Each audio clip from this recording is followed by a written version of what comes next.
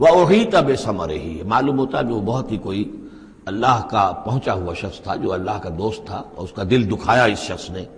جس کو تانا دیا اسے انا خیر من کہ انا اکثر منک مالا وولدا، تو اس حوالے سے اس کا دل دکھا ہے۔ اور یہ جان لیجئے کہ کسی اللہ والے کا من عادى لی ولیا فاذنته للحرب، تو ایک حدیث قدسی ہے، جو شخص میرے کسی ولی کے ساتھ دشمنی کرے پھر میری طرف سے اس کے خلاف اعلان جنگ ہے۔ تو اس نے چونکہ یہ دل دکھایا ہے، اور فارسی کا ایک شعر بھی بڑا مزیدار ہے کہ ہیچ قوم را خدا رسوا نہ کرد، تا دلے صاحب دلے نامد میں درد،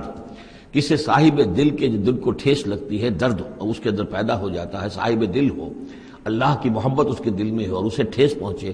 تو تا دلے صاحب دلے نامد میں درد، ہیچ قوم را خدا رسوا نہ کر، قومیں بڑی رسوا ہو جاتی ہیں کسی ایک اللہ والے کی کہ دل جو ہے اس کی دل کو اگر تکلیف پہنچے۔ تو وَأُحِيطَ بِثَمَرِهِ، اس کا سارا ثمر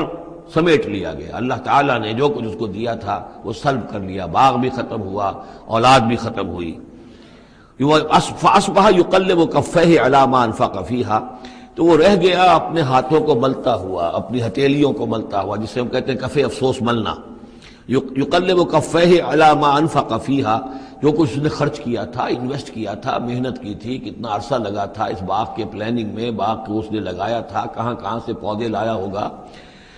ما انفق فیہا وہی خاویۃ علی عروشہا، اور وہ باغ جو ہے گرا پڑا ہوا تھا اپنی چھتریوں کے اوپر، کیونکہ جو انگور کی بیلیں ہوتی ہیں وہ ٹٹیاں ہوتی ہیں، چھتریاں ہوتی ہیں، وہ سب اوندھی پڑی ہیں۔ وَيَقُولُ يَا لَيْتَنِي لَمْ أُشْرِكْ بِرَبِّي أَحَدًا، اور اس وقت وہ کہہ رہا تھا ہائے میری شامت، کیا کاش کہ میں نے اپنے رب کے ساتھ شرک نہ کیا ہوتا۔ اب یہ کون سا شرک ہے؟